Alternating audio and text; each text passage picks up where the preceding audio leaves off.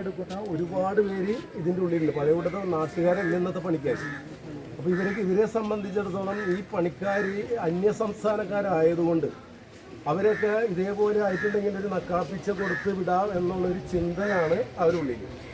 അതിനിവിടുത്തെ നാട്ടുകാർ ഇവരോടൊപ്പം സംഘടനാ സംവിധാനത്തിൽപ്പെട്ട NDA നേതാക്കൾ ഉൾപ്പെടെയുള്ള ഇവിടുത്തെ മറ്റ് രാഷ്ട്രീയ പ്രസ്ഥാനങ്ങൾ, രാഷ്ട്രീയത്തിന് അതീതമായി തന്നെ എല്ലാവരും ഒറ്റക്കെട്ടായി നിന്നുകൊണ്ടാണ് ഇവിടെ ഈ നാട്ടുകാർ മുഴുവനും ഇവർക്ക് വേണ്ടി ഒരു 50 ലക്ഷം രൂപ അവർ നഷ്ടപരിഹാരം കൊടുക്കണം.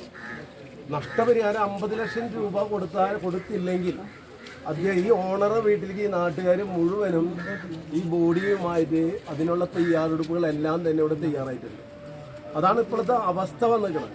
അതോടൊപ്പം തന്നെ ഈ കഴിഞ്ഞ ദിവസം ഒരു മരണം ഉണ്ടായിട്ടുണ്ടായിരുന്നു. അതിക്ക് മുന്നേ തന്നെ കത്തലുകൾ അല്ലേ, ഒരു തുടർക്കഥയാണത്. പഴയ മാതിരി സേഫ്റ്റി ഇല്ല. ഇത് ഹൈഡ്രജനും ഓക്സിജനും ഒക്കെ കൂടി വന്ന സമയത്ത് വെള്ളമാണ് ഒഴിക്കുന്നത്. അപ്പോൾ തീ ആളെയാണ് ചെയ്യുന്നത്. അതുള്ള ഫയർ സേഫ്റ്റി എന്ന് പറയുന്ന സാധനം അതവിടെ എടുത്ത് വെച്ചിരിക്കുന്ന മാത്രമേ ഉള്ളൂ. ഒരു കമ്പനിയിലും ഇതേപോലെ സേഫ്റ്റി ഇല്ല.